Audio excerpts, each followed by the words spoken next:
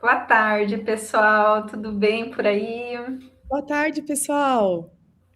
Hoje nós vamos falar então sobre como a ACT trabalha com a bipolaridade e a gente estava Uhum. conversando aqui de focar mais nos sintomas de mania, nos comportamentos de mania, porque a gente já fez um vídeo falando aqui de comportamentos depressivos e aí depois a gente deixa o link para vocês aqui nos comentários, tá? Para a gente não se estender muito, né, Tati? Isso, com certeza. Eu acho que a gente tem que falar, né, que o transtorno bipolar, é de dois tipos, pode ser de dois tipos, tipo um ou tipo 2, e em que oscilam o humor oscila, né, entre mania e depressão. Então, a gente tem oscilações grandes no humor. Quando a gente fala do tipo um, a gente tem um ou mais episódios de mania que oscilam com depressão no histórico do indivíduo, e quando a gente fala do tipo 2, a gente chama de hipomania. Ou seja, os sintomas da mania normalmente eles são menos intensos, menos frequentes. Ainda há oscilação de humor entre a depressão e a mania, mas com hipomania, né? Ou seja, sintomas menos intensos de mania. Então, a gente já, como a Ana falou, a gente já comentou no vídeo sobre depressão. Eu acho que ali a gente não se estende no assunto, a gente sabe que o humor deprimido é um humor rebaixado, mas a gente já trabalhou essas características no vídeo de depressão. Acho que a gente pode falar um pouquinho agora das características da mania e como ela vai aparecer aí, e como a ACT trabalha com ela dentro da bipolaridade. Isso. Então, vamos lembrar aqui, né, que o que caracteriza a mania são pensamentos acelerados, a redução da necessidade de sono. Então, algumas pessoas relatam dormir 3 horas por noite, tá super bem acordar no dia seguinte como se tivesse dormido 10 horas. Isso. Também tem um aumento de energia, de fazer muitas coisas, de iniciar várias atividades, tem um senso de grandeza de si maior, se coloca em situações de risco, de vulnerabilidade, em relação a relações íntimas, de uso de substâncias, ou outras situações de risco mesmo, aumento de compras, né, gastos excessivos, que mais, sabe? Isso. Eu acho que é até legal você falar, você começou falando das coisas que normalmente as pessoas gostam na mania, que é o aumento da produtividade, uma diminuição da necessidade de sono, né? Que eu acho que e se sentir melhor com você mesmo, esse senso de grandeza, é a parte que faz com que as pessoas gostem de estarem em episódios de mania. Porém, a mania ela não traz só essas características. Então, a Ana apontou depois as coisas que podem trazer prejuízo para a vida do indivíduo. Então, assim, a gente coloca, se colocar em situações de risco, comportamentos impulsivos, tendências a compulsões, que também vem de uma impulsividade que acontece com várias topografias, como a Ana falou. Pode ser com compras, pode ser com comportamento sexualizado, se engajar em atividades sexuais de risco, pode ser com bebida alcoólica, pode ser com uso de drogas. Então, há tendências a comportamentos compulsivos de maneira impulsiva, que podem acontecer com topografias bem diferentes e que podem trazer risco para a vida do indivíduo e consequências a longo prazo para a vida do indivíduo, né? Endividamento, uma dependência, problemas de relacionamento conjugal, relacionamento com familiares, jogos também compulsivos podem aparecer ali em sintomas de mania. Então, assim, não é tudo flores, porque senão a gente diz assim, eu tô me sentindo bem comigo mesma, tô super produtiva, tô precisando dormir pouco. Então, para que eu vou me tratar? Eu não quero outra coisa na minha vida, né? É o ideal que as pessoas gostariam. E esse é o maior índice também de saída dos processos de psicoterapia, de psiquiatra, no momento que a pessoa está em mania, porque ela está com aquela sensação de, sabe, grandeza, que está tudo bem, a vida está fluindo, a produtividade, iniciando várias coisas, não preciso mais de terapia, não preciso mais de medicação, então é o maior índice de interrupção do tratamento. Seja o psicoterápico ou farmacológico, né? Eu acho que esse lado também. As pessoas param a medicação, que está estabilizando o humor, e começa a ter oscilações ainda maiores. Que Uhum. o grande tratamento da bipolaridade medicamentoso é com estabilizador de humor. Em que, Sim. assim, não vai fazer milagre na vida de ninguém, porém, as oscilações de humor que são bem altas e baixas, elas vão ficando menos intensas. Então, mais fácil lidar com elas no dia a dia. Porque cada pessoa vai ter de uma forma, né? A bipolaridade vai se apresentar de uma forma diferente. Algumas pessoas oscilam no mesmo dia o humor, Uhum. outras pessoas levam semanas ou até meses para fazer a oscilação de humor. Né? Então, cada um vai apresentar alguma característica diferente. E eu acho que assim, a gente vai ter que olhar para cada caso para saber a melhor forma de lidar. Isso, e tem, acho que um componente também, Tati, que às vezes ele pode ser despercebido, que é uma irritabilidade e um foco em limpeza.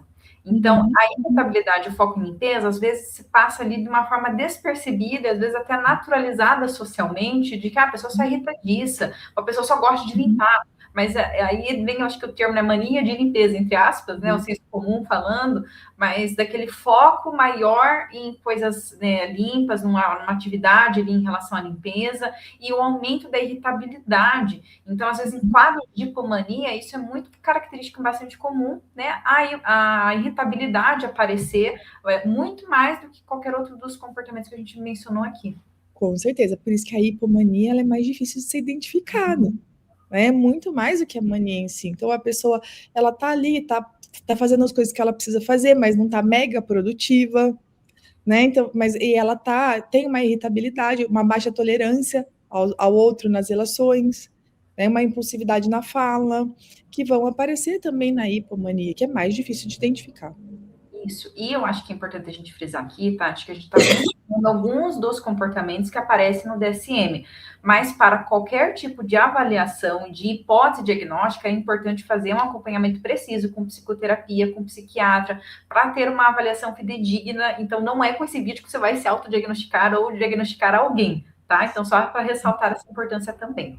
E assim, gente, a bipolaridade ela vai aparecer em cada pessoa de uma forma diferente. Então, assim, a gente está falando aqui várias possíveis características que a mania ou até a hipomania pode apresentar no sujeito.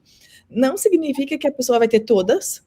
Então ela fala, eu tenho isso, não tenho aquilo, então eu não sou. Né? Ou tenho isso, então eu sou. Não, pelo contrário. É um conjunto de características, a oscilação de humor entre o quadro de mania e o quadro de depressão tem que estar presente, com a mania ter acontecido pelo menos, né, mais de uma vez, mais de 2 vezes na vida, uma história de episódios maníacos, porque às vezes a pessoa começa com uma história de depressão e com o tempo, depois de anos, ela vai desenvolvendo um quadro de bipolaridade. Isso. E aí entra, né, acho que a parte contextual das nossas intervenções, porque se como, né, cada pessoa vai ter a sua forma, né, de ter, né, o diagnóstico, acho que a gente pode olhar assim na perspectiva mais contextual, de algo personalizado, e como que a arte trabalha dentro disso. Né? Então, acho que a gente pode partir do pressuposto aqui, primeiro, acho que do foco no self, né? Porque ajudar a pessoa a identificar o que também faz parte da existência dela. E aí, numa linguagem analítico-comportamental, é aumentar a descrição dela dos comportamentos, tanto em fase mais depressiva quanto em fase de mania, para que ela identifique comportamentos característicos de uma fase, comportamentos característicos de outra, e ela fique mais consciente, aumente a consciência. Então, aqui o foco, se a gente olhar no Hexaflex, é aquele do modelo centrado, que é o momento presente, e o self como um conceito, que é o que está acontecendo no meu eu neste momento, como está o meu humor, como estão os meus comportamentos. Né? Com certeza, eu acho que o objetivo do tratamento, né, com arte não é eliminar as oscilações de humor. Isso não vai acontecer, esse é o objetivo da medicação, não eliminar também, reduzir. Eu acho que é ensinar a pessoa, ajudar a pessoa a ter uma vida funcional e com propósito, mesmo diante desses sintomas, dessas oscilações. Né? Seria, no geral, assim, melhorar a qualidade de vida e adesão ao tratamento. Isso. Acho que o objetivo maior seria isso. Saber que as oscilações vão acontecer, mas como que eu consigo viver uma vida com propósito, mesmo com essas oscilações de humor que aparecem na minha vida e eu não tenho controle sobre elas. Uhum. Isso, então a gente aumenta essa descrição para que essa pessoa ela comece a ter esse repertório maior sobre si, sobre seus comportamentos. Aí um foco também no que mais faz parte da existência dela, além dessas oscilações de humor, porque aí a gente vê algumas fusões cognitivas, né? Que aí socialmente algumas pessoas reforçam o que a própria história de vida da pessoa pode reforçar, da pessoa que começa tudo e não termina nada, da pessoa que faz muitas coisas por impulso, um senso de si, às vezes, mais depreciativa, dependendo da situação. Então, a gente precisa identificar quais são as fusões cognitivas desta pessoa ligada ao self, para a gente trazer outras perspectivas para ela, que ela não se resume às oscilações de humor, mas o que mais também faz parte da existência dela, né? Quem sou eu além das minhas oscilações de humor? Quem sou eu que permanece mesmo quando o humor flutua? né? Então, o eu contextual, que vai mudar, que vou ter as minhas dificuldades a depender do estado de humor que eu tiver, mas eu acho que isso é bem, super importante, né? A gente colocar ali. E identificar quem sou eu, a questão do self, identificar valores, eu acho que também é uma questão bem importante. Quais são os meus valores? Algo que permanece na minha vida, que faz eu sentir uma vida sem sentido, que faz eu sentir que estou vivendo uma vida com sentido, e que eu tenho dificuldade de viver sob controle deles, de alguma forma, quando o humor tá, outras características do humor ou os sentimentos difíceis ali estão me segurando. Qual é a vida que eu gostaria de viver? É como eu gostaria de viver para além das minhas alterações de humor. Né? E eu acho que quando a gente fala de alteração de humor, até a gente iniciou falando aqui, né, das partes boas, entre aspas, que as pessoas se apegam, aí vem o apego ao self conceitualizado na fase de mania, que aí é super reforçado, e aí a pessoa se apega àquele estado, e muitas vezes ela não gosta de não estar naquele estado, ou ela tenta fazer um movimento ali contraprodutivo de não entrar num outro movimento de oscilação de humor, como se estivesse no controle dela. Né? Então, acho que esse apego a uma determinada característica também traz sofrimento, né? Do que eu também sou. E aí, lidar com essa abertura de várias versões, mas ainda sou eu. Ainda sou eu. E acho que a pessoa às vezes acha que ela é quem ela é em mania, né? Porque talvez é o estado que ela se sentir melhor, possivelmente. Então, se eu sou quem eu sou em mania, quando eu não estou em mania, não sou eu. Né? E eu fico tentando voltar à mania. E não, na verdade, o indivíduo, ele é quem ele é, independente do estado de humor que ele está. E nenhum nem o outro define ele. Então, eu acho que a gente trabalha muito, como você falou, no modelo centrado, né?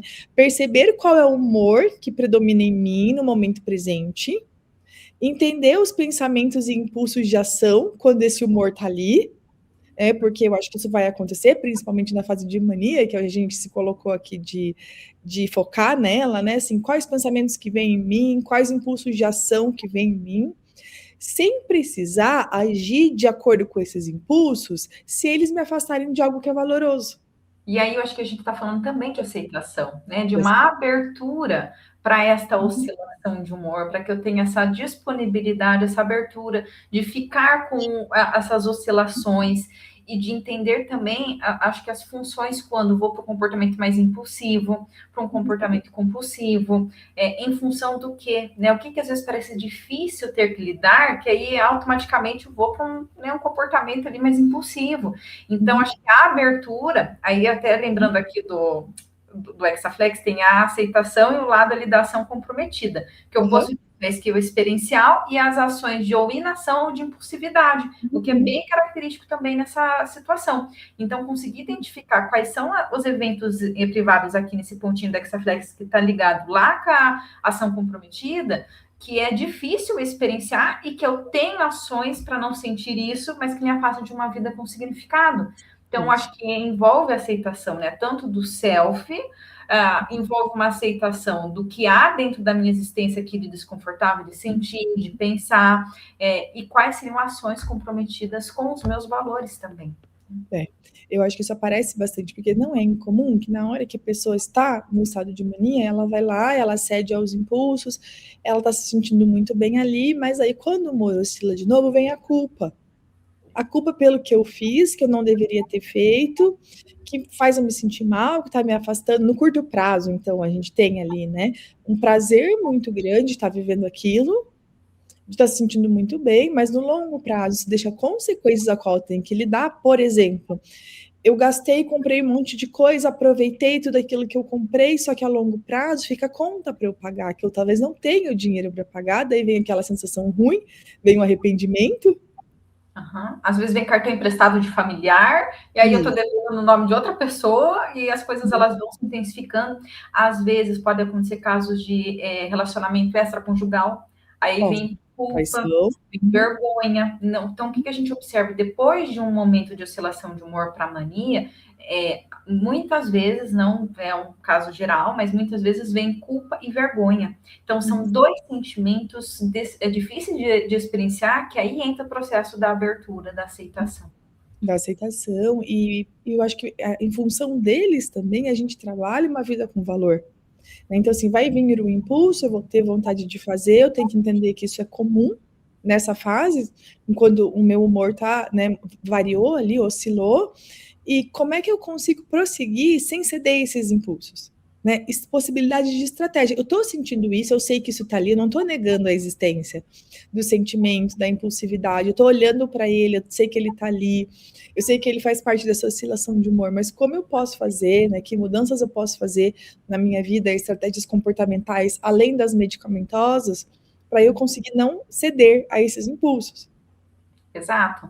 Então, é um aumento ali da consciência de si e também da clareza dos valores, do porquê que é importante para mim passar por alguns desconfortos, aumentar a minha descrição sobre o meu eu, abrir espaço para, né, várias versões de mim, em função do quê? De qual vida com significado? Qual vida, por exemplo, se ter uma família para mim é valoroso, pode ser que eu sinta o impulso da traição e sei que isso pode colocar em risco a minha família e decida naquele momento não ceder a esse impulso, encontrar outras formas, né, de não ceder a essa impulsividade.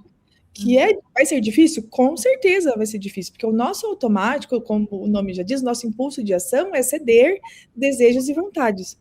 Mas, se eu consigo entender aquilo que é valoroso para mim, que isso me afasta do que é valoroso, eu posso pedir ajuda de um profissional, uma ajuda medicamentosa, para eu conseguir aprender a lidar com esses impulsos quando eles chegarem. Isso, perfeito, Tati. Eu acho que também entra nas ações comprometidas, com o nosso foco aqui no trabalho da terapia, é aumentar a consciência do porquê a manter todo o tratamento de uma forma assídua é necessário. Né, de se manter ali de uma forma contínua no tratamento em função dos valores. Dos valores, mesmo quando eu estiver me sentindo bem. Porque, assim, a gente não está focando muito nisso, mas é muito comum que a pessoa deixe de fazer o tratamento em fase de mania, daí está se sentindo muito mal, pode ter pensamentos em morte ou até pensamentos em suicídio, e daí ela vem procurar a psicoterapia de novo, nessa fase. Né? Então, a gente tem, assim, idas e vindas, abandonos temporários e buscas, só que a gente não consegue fazer um trabalho na sua completude se a gente só está atendendo o indivíduo algumas vezes por mês, ou algumas vezes, ou né, até menos na frequência, fica meses sem atender, daí o indivíduo volta quando ele está muito mal. Aham. E o risco também de vida aumenta, né, Tati, quando cai. Né? Então, sempre fica aquela dúvida, quando que é o risco de vida para um paciente que tem bipolaridade? Pode ser em mania? Pode, mas o risco ele aumenta no momento depressivo. Que eu lembro assim, sempre de uma professora falando, quanto maior a mania, né, os picos de mania, maior vai ser a queda também. Então, por isso que é tão importante que a pessoa se mantenha em tratamento, para que esse pico não fique tão lá em cima, ele fique um pouquinho mais estabilizado e o risco de vida diminua. Diminua. Eu acho que é super importante, né? Não adianta, assim, a terapia, ela não é uma medida emergencial. Ela é também uma medida emergencial, mas desde que ela esteja acontecendo em outros momentos em que a gente consiga não só apagar incêndio, a gente consiga fazer um trabalho de forma contínua para ajudar o indivíduo a longo prazo. Porque quando ele vem procurar em momentos de extremo sofrimento, a gente apaga o incêndio momentâneo. A gente acalma, se precisar, busca rede de apoio, né, vai lidando com aquilo que vai aparecendo ali de grande intensidade, mas a gente não consegue fazer um trabalho a longo prazo para o indivíduo aprender novas formas de se relacionar com as oscilações de humor. Isso. É isso mesmo. Então, fica aqui, né? Eu acho que alguns dados importantes para a gente comentar sobre. Quem tiver mais interesse, não deixe de visitar lá o nosso vídeo sobre depressão, que a gente vai deixar aqui para vocês. Eu acho que seria interessante vocês comentarem o que vocês acham, né, desse vídeo, se vocês gostaram, se fez sentido, ou já atenderam alguns casos como esses. Então, interagir aqui com nós. Caminho, né? Se é o caminho que vocês também tomam nos atendimentos de vocês. Isso. Mas então tá bom, gente. Obrigada por hoje. É isso. Obrigada, pessoal, e até a próxima. Até.